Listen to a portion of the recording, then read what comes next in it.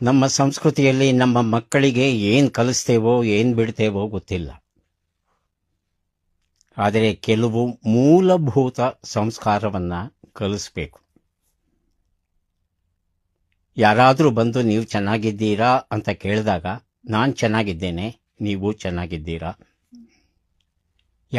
ಯಾರಾದರೂ ಬಂದು ಊಟವಾಯಿತೇ ಅಂತ ಕೇಳಿದರೆ ನನ್ನ ಊಟ ಆಯಿತು, ನಿಮ್ಮದು ಆಯ್ತಾ.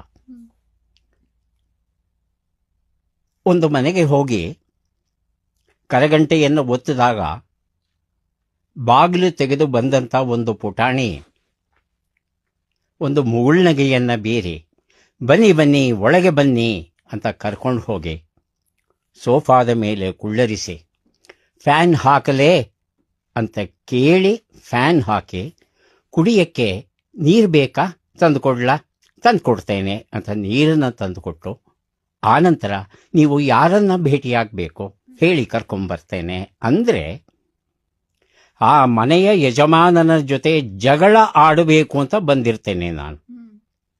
ನನ್ನ ಅಷ್ಟೂ ಮನಸ್ಸು ಆ ಕ್ಷಣದಲ್ಲಿ ಬದಲಾವಣೆಯಾಗುತ್ತೆ ಆ ಮಗುವಿನ ಸಂಸ್ಕಾರವನ್ನು ನೋಡಿ.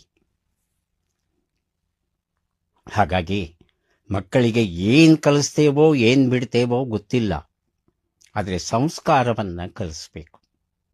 ಆ